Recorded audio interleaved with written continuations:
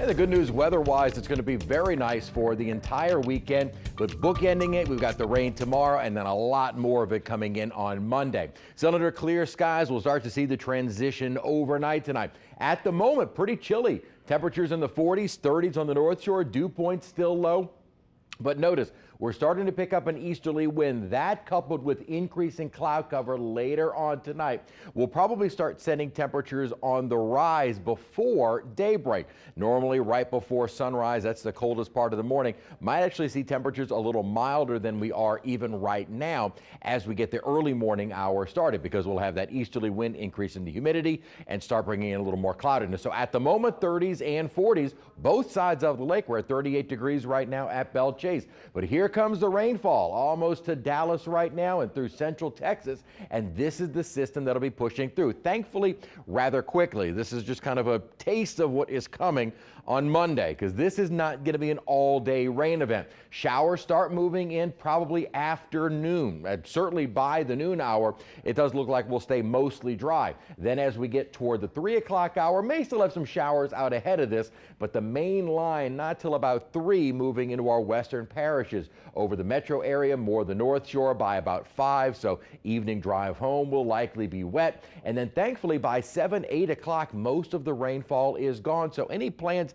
later in the night Friday, I think we're going to be okay. And anything planned outdoors early Friday, I think will also be all right. So kids at recess and all before noon, I think will still be dry. Maybe the rainfall during the evening commute, and then by 7, 8 o'clock, most of the rain is gone. Now we could see some isolated downpours, and some of the models have been indicating that exactly where they set up is still yet to be determined. But a few of those may be more efficient rainmakers, and that's why we're under a low end threat for some isolated street flooding. Overall, 1 to 1.5 inches.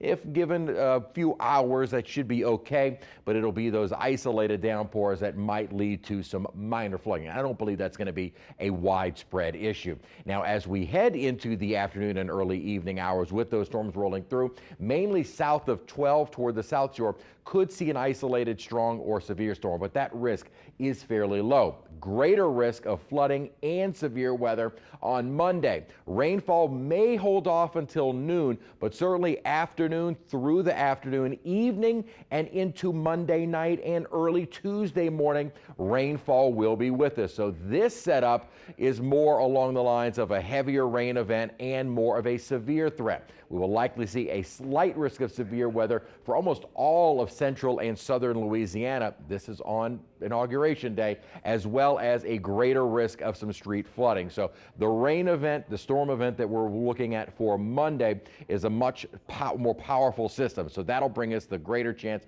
of the flooding and the severe weather, and that looks to be more of an all-day event. The rainfall on the way for tomorrow, mainly afternoon and evening. Anything before noon and then after about 7, 8 o'clock tomorrow should be fine. And we will stay dry for the first weekend of Carnival. King's Day looking great.